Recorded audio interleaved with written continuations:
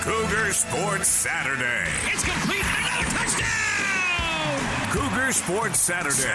A presentation of KSL Sports. Left wing for three. He got it again! BYU Sports Talk by Cougar fans for Cougar fans. Here are your hosts, Mitch Harper and Matt Baiamonte. On Utah's legacy home of the Cougars. KSL News Radio, 102.7 FM and 1160 AM. Good afternoon, Cougar Nation. Welcome on into Cougar Sports Saturday, noon to 3 here. We're going to take you all the way up to 3 o'clock, talking BYU football, BYU basketball. As the Cougs, they got a huge win last night on the hardwood against San Diego State. We'll break that down and also preview this BYU Iowa State game. Who's going to go to the bowl season? They got to get that 6th win. It's a huge game tonight at Lavelle Edwards Stadium. It's a blackout, and we will have you covered over the next 3 hours. We got to start things off, Mitch, with football. There was news earlier in the week. Exciting news for many. Let's get to it. The leadoff. A look at the stories making headlines right now. It's time for the leadoff on Cougar Sports Saturday. Quarterback watch. Can you name that movie reference? Anchorman. Yes, Mitch, I love it. Panda watch. The mood is tense. Earlier in the week, BYU offensive coordinator announced who will be starting at quarterback for Brigham Young football against Iowa State. And it is Jake Retzlaff who will be getting the nod. Here's what Aaron Roderick had to say about going back to Retzlaff and how the offense can work around Jake. We're trying to play to his strengths as well as we can without wholesale change to the offense that's going to throw the other 10 players off. What'd you think of the news, Mitch? I think it was the right one, and it also shows that, Slovis is still working his way back. I think there's the elephant in the room where people are going, did he get benched? Is he injured? No, he's been banged up. I mean, he has taken shots over the course of these, last 6-7 games where he's gotten banged up, and it just came to a point where, was barely even able to hold the football. This was Aaron Roderick on Slovis and his injury that he's been navigating. It just hit a point where he couldn't throw. I mean, he was in a lot of pain last week. He couldn't grip the ball. Just having trouble throwing, so we just had to pull him back. So you're going with Retzlaff, and I think that it's the right move, and I feel like, in a game where it feels like a do-or-die situation for BYU, it might sound extreme because there's still 2 games after, but it's 2 top 25 teams after this week. You got to find a way to get this done, and Retzlaff with some quarterback design runs, his ability to kind of improvise, I think it could give BYU a look where, hey, maybe they can find a way to pull off the upset tonight. I think it's comforting, too, that this staff has a backup quarterback that they believe in, unlike last year where Jaron Hall gets dinged up, and they were still trotting him out there as long as they could because they didn't believe in the next guy, Jacob Conover, who, by the way, had a horrific performance at Utah a few weeks ago. So maybe the coaches were right in that case. But this time around, they feel like, hey, a healthy Jake Retzlaff gives us a better chance to win than a banged-up Keen Slovis. And that's a good place to be. You want to have quarterbacks on your roster that you believe in and can get the job done in the event that your starting quarterback gets hurt. So I think that's a really good thing for BYU because, look, there were flashes last week. Retzlaff was 24-42, 210 yards, had the 10 carries, 26 yards. You'd love to see a higher completion percentage. You'd love to see better yards per carries on the runs. But there were enough flashes there where you felt like if they could sustain a drive, if they could maybe have a different play call on a 3rd and 2 or a 4th and 2, maybe it leads to points, and that gets the ball rolling down the hill. So I like the move. And the thing that I like the most about it too, Mitch, is that they just came out and said it. Because they could have said, we're working through it, it's Keaton's day-to-day, we'll see. I love that they just put their vote of confidence behind Jake Retzlaff. We're going with Jake. We're working with Jake. We're getting the offense ready for Jake Retzlaff. He's the guy this week. I love that vote of confidence. Well, and the thing is, too, is that there's film on Retzlaff, there's film on Slovis, there's film on everyone at this point. It's game number 10, so you can't pull the wool over people's eyes and fool someone. You're not going to throw out something that's so exotic and so unique. BYU is a case of kind of who they are. And Iowa State, to a lesser degree, they are who they are. And Iowa State's made a lot of improvements since early part in the season where they were struggling losing to Ohio. Both teams come into the matchup at 5-4. This 5-4 for BYU feels a lot different as they're coming off the heels of a disastrous loss to West Virginia. But the nice thing about Retzlaff is that You get this opportunity to play him. He still maintains his red shirt, and it's a nice evaluation in ththese 4 games for Retzlaff to play. We were hoping to get a chance to see what he could do in these 4 games anyway. There was never a plan to necessarily start him in those games, but we wanted to at least get him in some. And it's unfortunate for Keaton, but it's turned out to be a good opportunity just to at least see what we have in Jake. It's a great opportunity because you look at next year. Look, this year's all is not lost. Look, before the year began, we were saying if they get to a bowl game, it's a successful season. Yeah. That's still within reach. But it's nice next year to find out, do we got something here? Or do we need to go back into the portal and add some depth? And maybe they do that anyways, just because that seems to be what college football is. And you have the quarterback competition and you have the depth. But it is a great opportunity in these next couple games to see if Jake Retzlaff can produce, if he can galvanize the team, if he can lead them to a bowl win. I think that would go a long way to helping this staff feel like we can build around him next year. And I like the way that Retzlaff played last week. I thought his decision-making was quick. I thought that he got the ball off at a high level, and I thought he'd throw with a lot of zip behind his passes. I just think that Retzlaff has some ability. Am I ready to anoint him as QB1 in 2024? No, not yet, but I am intrigued by the prospects of what he can provide to this BYU team. And I'll tell you, if he wins tonight, he's your starter the rest of the season. If he wins, there's no going back to Slovis if Retzlaff wins tonight. It's a huge opportunity for Jake because if he gets this done, you're rolling with him the rest of the way because you maintain the red shirt, and then you're getting some momentum into bowl season, and then next year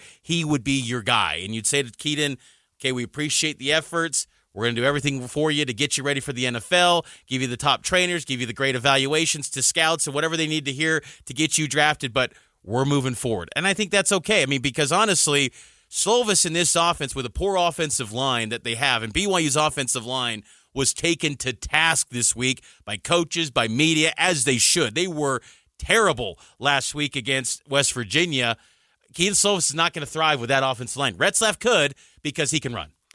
It's hard to believe that anyone could if they play like they did against West Virginia. Sure, I mean, because it was bad. Oh, it was a disaster. And you go, where's the physicality of this BYU offensive line that was the staple in 2020 and 2021, even to a lesser degree in 2019? That was a 7-6 football team, but even then you felt like you're going to feel BYU for 60 minutes. I think that's one of the discouraging things about BYU right now is that, yes, we all expected BYU was going to lose games in the Big 12. Yep. Coming into the year, I predicted BYU being 5-4 coming into this game. I had them winning the first 5 and then losing the next 4. I always looked at Iowa State as the game to get you to bowl eligibility. So by our preseason predictions, we kind of thought this is where they would be.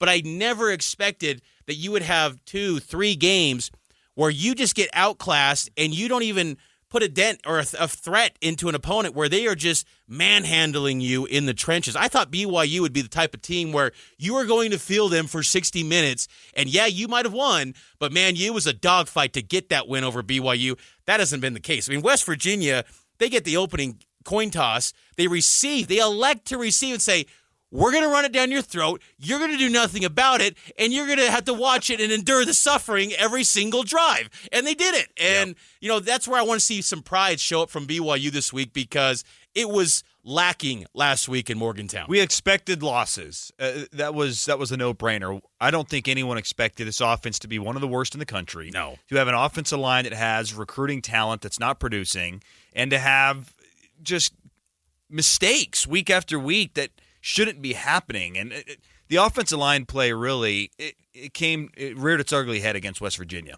There were guys not even laying a hand on someone in the run and the pass. They whiffed. As Kalani said, they whiffed. Caleb Etienne, he whiffed.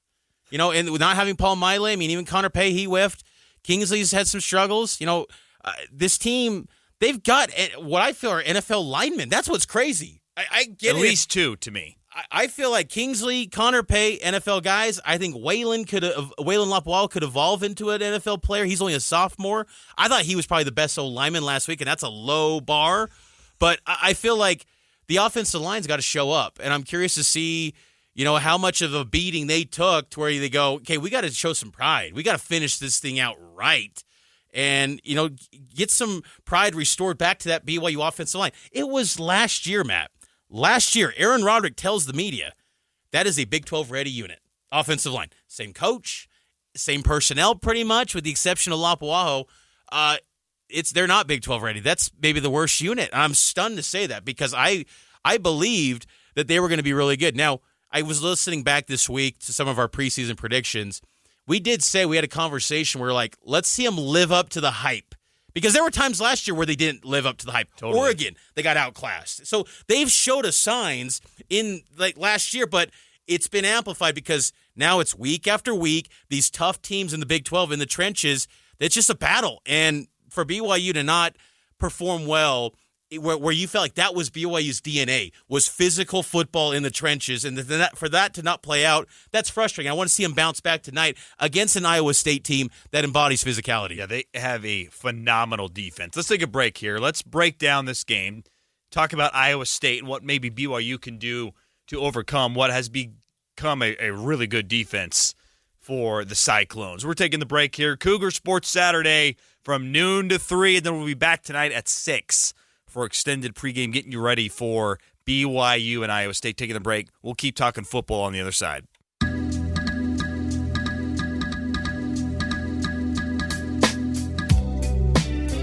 Cougar Sports Saturday on a college football game day. We're watching Kansas and Texas Tech. We'll give you an update on that a little bit later in the conference check-in. Big 12 game tonight, BYU, Iowa State. It's not a sexy matchup on the national landscape, but it's one that's got some intrigue. When you dive into this matchup, Matt, BYU, Iowa State, there's some good storylines to this game, and most notably the chance to punch your ticket to the postseason with a win.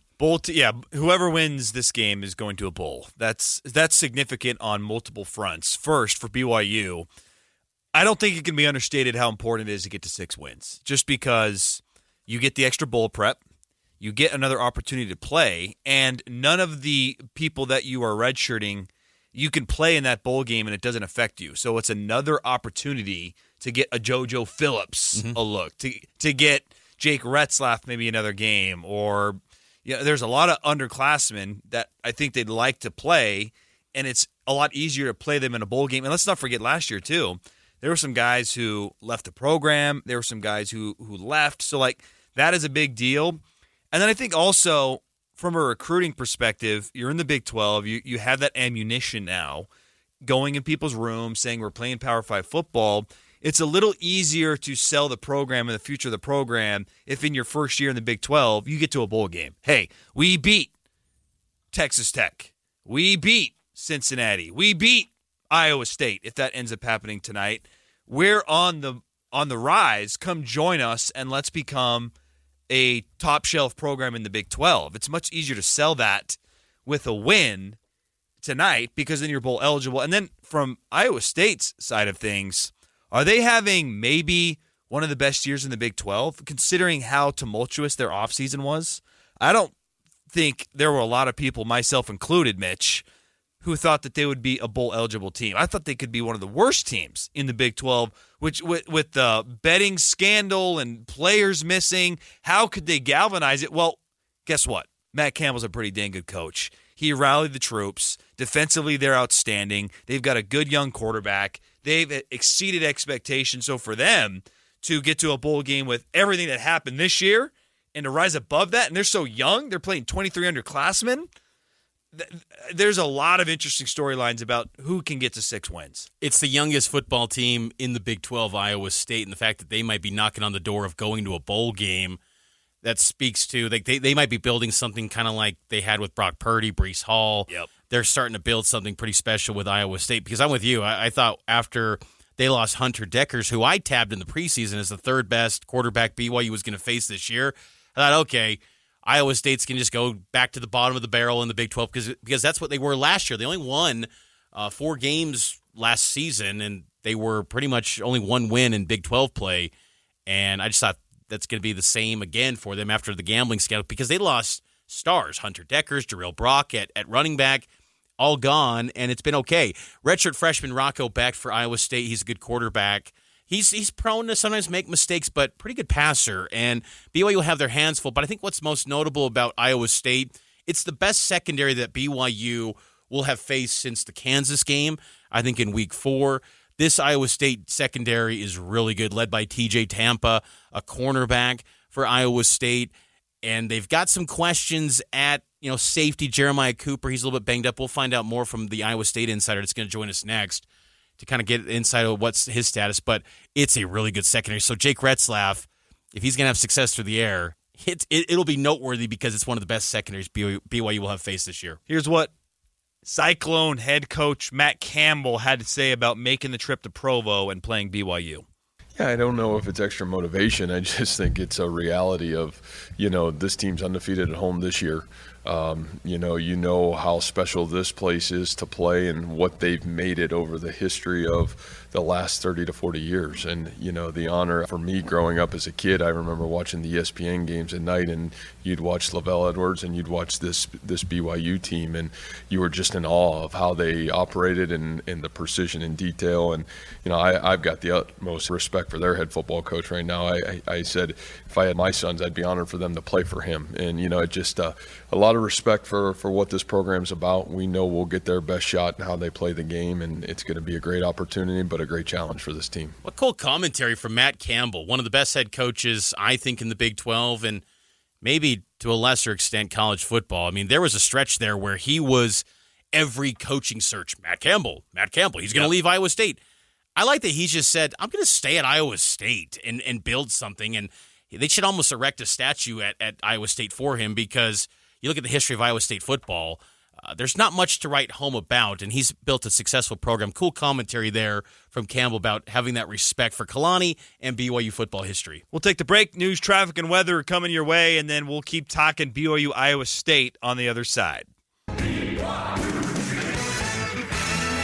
It's Cougar Sports Saturday. It's complete. Another touchdown! Cougar Sports Saturday. A presentation of KSL Sports. Left wing for three. He got it again! BYU Sports Talk by Cougar fans for Cougar fans. Here are your hosts, Mitch Harper and Matt Baiamonte. On Utah's legacy home of the Cougars. KSL News Radio, 102.7 FM and 1160 AM. If you miss any part of the program today, you can always download the show on the Cougar Sports Saturday feed on KSLSports.com and all podcasting platforms. Mitch Harper, Matt Baiamonte with you. We're here till 3 o'clock getting you ready for BYU Iowa State. Kickoff tonight, 8:15 p.m. We'll get extended pregame rolling at 6 o'clock here on the legacy home of the Cougars. And joining us now to get an insider look at the Cyclones and get to know the foe, a team that BYU hasn't faced in 49 years. So we got to learn a little bit about the Iowa State Cyclones in this Big 12 matchup. We're joined now by Cyclone Alert writer, part of the 24/7 Sports Network, Alec Busse. And Alec, appreciate you joining us today. This is should be a pretty fun game tonight. Yeah, guys, thanks for having me on. Excited to be able to watch it from all the way back in Iowa. Didn't make the trip, but yeah, I'm excited for it. It should be a great game between two teams who are fighting to get to bowl eligibility.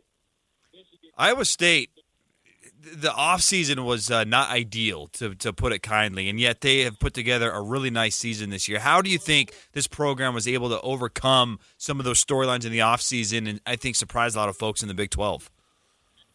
Yeah, I think one of the big reasons is they're just kind of commitment to the process, not to give you like the stereotypical coach speak answer, but they didn't overreact. They didn't take any of the negatives out of the first 2-3 weeks of the season when they were 1-2 after a loss to rival Iowa, then a road trip out to Ohio where they lost to the Bobcats. They stayed pretty even keeled. They came back from Ohio and they didn't seem to take it too hard. They talked about the importance of we learned from this. It's important for us to now regroup, and that's really what they've done, especially in Big 12 play. They've only lost a couple of Big 12 games down in Oklahoma and then against Kansas last weekend. So I think that the big reason is they just have done a really good job of, keeping the main thing and really doing a good job of, staying focused on the task at hand every weekend.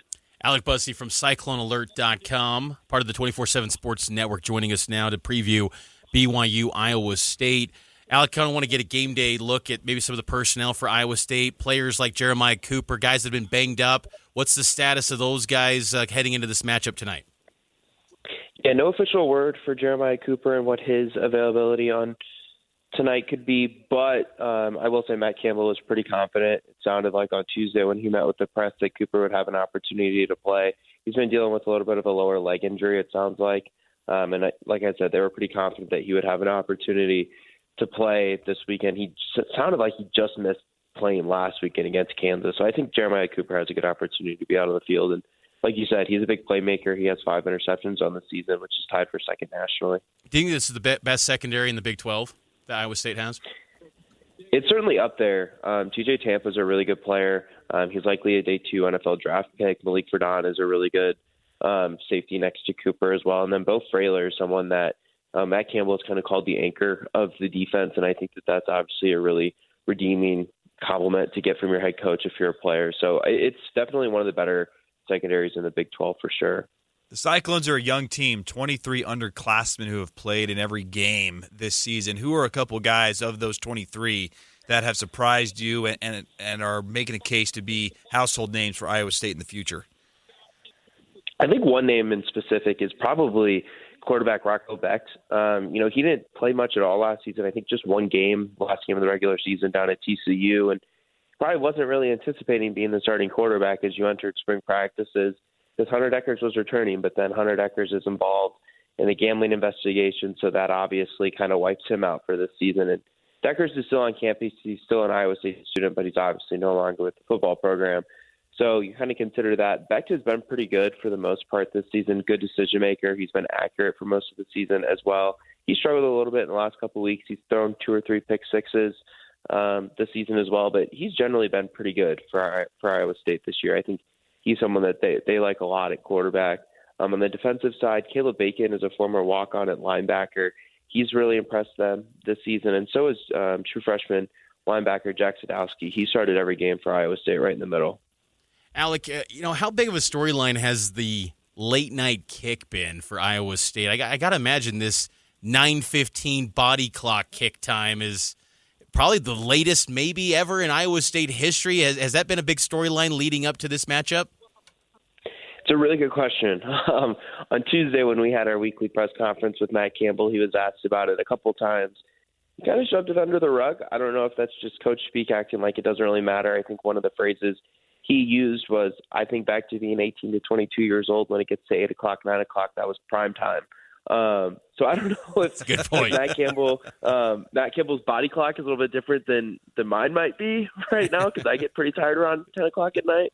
But yeah, I think that he doesn't seem to be making a big deal out of it. I asked specifically about the altitude, and he also didn't seem to make a big deal out of that. He talked about a time previously in his career when he was coaching at Toledo. They went on the road and won at Wyoming, out in Laramie, and Laramie's got a higher altitude elevation than Provo does. But the reason I asked specifically about the altitude was because I remember watching Florida play at Utah earlier in the year, and Holly Rowe doing a report about every Florida player having their own personal portable oxygen tank that they could take hits of, and they showed them doing that on the sideline quite a bit. Now I know Florida's sea level elevation is probably a little bit different than Ames, Iowa, but that was something that I was curious about. But again, Campbell didn't seem too concerned about it.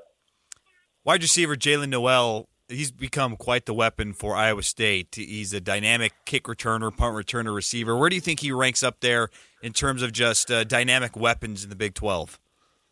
Yeah, I don't know if I would think that Noel is Iowa State's biggest receiver weapon in terms of big plays. I would probably say it's Jaden Higgins, actually. Higgins, I think he has about 18 yards per catch this season. He's got 4 or 5 touchdowns on the year as well. So you can combine those things. I think that makes him a little bit of a bigger threat down the field than Noel, especially because Higgins is just bigger. He's longer. But Noel does a really good job of creating separation, being a reliable target to bring passes in for Becht, and he does lead the team in catches. How do you see this game playing out tonight? Do you see it being a kind of a rock fight, or do you feel like it's going to be along the lines of what other teams have been having so much success against BYU, putting up big numbers offensively? How do you feel this game plays out, and where are the strengths for Iowa State in the matchup? Yeah, so I picked Iowa State to win, but I don't really understand why they're getting 8 points on the Vegas betting line. I think it'll be a little bit closer than that. I think I picked Iowa State 23 or 24-20. So I do think it'll be a close game. I know how difficult it is for teams to go on the road and win at BYU. I did the research this week in the Kalani Sitake era, and dating back specifically to 2020. I think that BYU's 20-4 or something in games to kick off after 5 o'clock at night. So you combine all of those things, and I do think it'll be a close game. The reason I'm siding with Iowa State, though, is, I just think that they're a little bit of a more complete team. They've done a good job of playing consistent football for most of the year as well, and I think that that's something that BYU has kind of struggled with. They've been a little bit more of a roller coaster, especially as the season has progressed. But if Iowa State does fall tonight, I'm not going to be surprised at all, because it's a tough environment to go on the road and expect to win in. What's the strength of the Iowa State offense right now? It's a really good question. If you look at a lot of the numbers, there's not a lot of strengths if you compare it to a lot of their Big 12 peers. The running game slowly improved as the season kind of went on. But then last week they only had, I think, 75 rushing yards against a KU team that struggles to stop the run, but they fell behind, so that forced them to throw the ball a lot more than they maybe have wanted to. And then you kind of consider things a little bit further than that. I think that Beck's decision-making I would probably consider a strength, but the last 2 weeks he struggled with that a little bit, and his accuracy has faded a little bit in the last couple of weeks. So I think that that's another question to mark as well, as when you kind of look at overall strengths, is what Rocco Beck is going to show up at quarterback for Iowa State tonight. He's Alec Busse with CycloneAlert.com. Check out his bylines there, part of the 24/7 Sports Network, and follow him on X at Alec_Busse. Alec, it's been a pleasure chatting with you. Hope to do this again down the road, maybe in basketball season when BYU goes to Hilton Coliseum, and we'll be definitely crossing paths down the road here in Big 12 play in the future. Yeah, looking forward to it, guys. Have some fun at the game tonight and enjoy the views from the press box. I see lots of pictures. It looks pretty. Yeah, we're pretty lucky. It is a great view, and we will be devouring some Cougar Tails in your honor, Alec.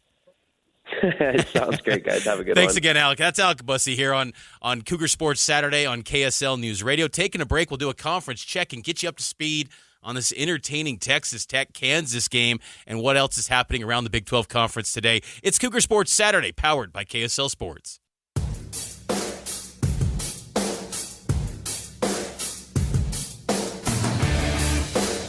Cougar Sports Saturday, Hour 1. We're rocking and rolling here from Broadcast House. We'll be down in Provo later tonight.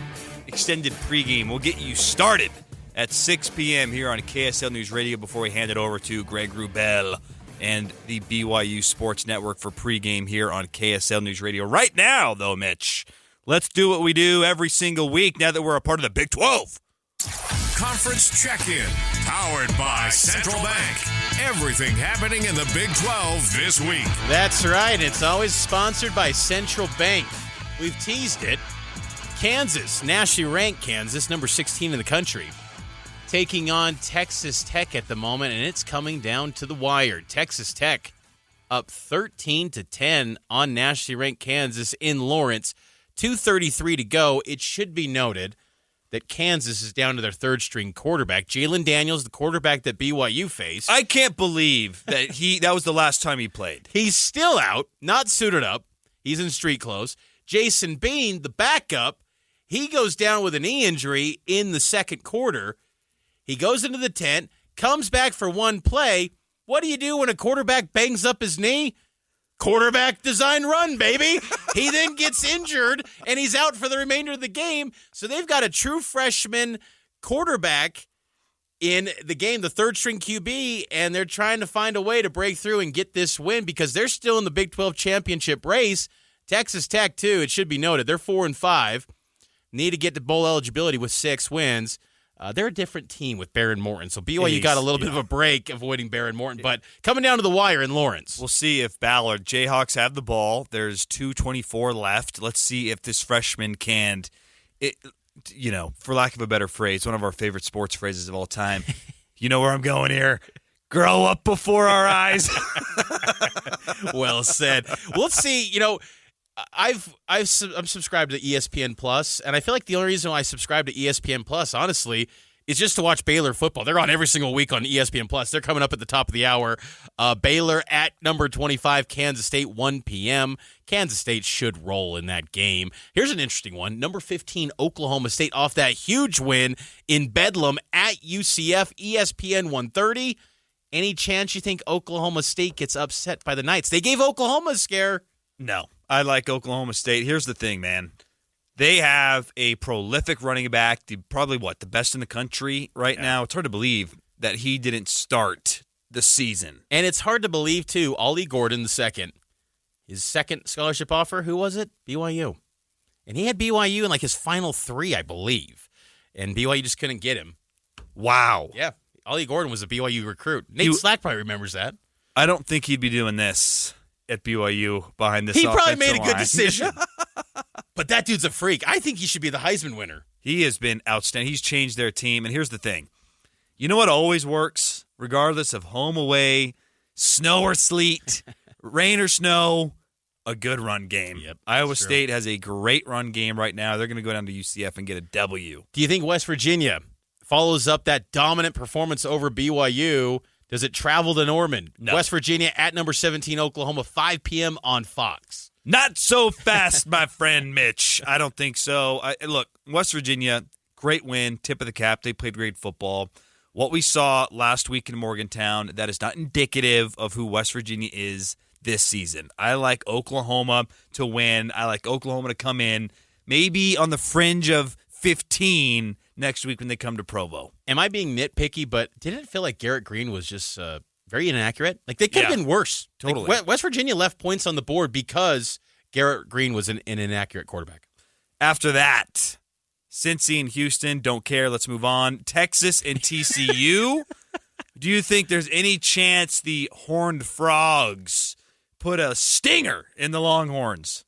I think this is a game in the fourth quarter. I do think that TCU... Even with Quinn Ewers back. Yes, I think TCU gives them a scare. I think Josh Hoover taps into his BYU performance and has his best game since that afternoon in Fort Worth against BYU. I think TCU loses, but I think it's going to be close. I think I'm going to say less than a touchdown. TCU gives Texas a scare. TCU's got athletes. They got some of the best talent in the league. They still do, in my opinion. That's why I'm floored that TCU's 4-5, 2-4 in the league, because they've got talent. I think they'll match up pretty well with Texas. It won't be a situation where it's outclassed and you're going to go, how do you match up with Jatavian Sweat and defensive line? So I think TCU will match up well, and they'll hang around in the fourth quarter. And then the nightcap, Iowa State at BYU here on KSL News Radio, 8:15 kick. Probably going to have a TV slide, so expect 8:25, 8:30. Yeah, 8:25 at the earliest. Maybe it's going to start on ESPN News, but hey, you can rest assured it's going to be here. I on hope your that it Legacy doesn't, home. because for those watching at home, if you record on a streaming service, you'll never get that clip back. That's Never happened will. so many times where you're like, okay, let's go rewatch this baby. You're like at the 9-minute mark in the first quarter. What the heck? You just got to go to the on-demand on the ESPN platform, and then you'll have the full game. If you want to see you got to go on a computer. I know that's first world problems. Got to go on a phone or a laptop to go see it, but that's what you might have to do. Maybe it'll eventually make its way to YouTube, courtesy of our good friend Snap the Tackle down the road. Dave Fleming on the call on the TV side. He's typically been a good luck charm for BYU, but he was not earlier this year. He was Jaron Hall's best friend. There were some great calls with Jaron Hall and Rod Gilmore. And you miss Rod?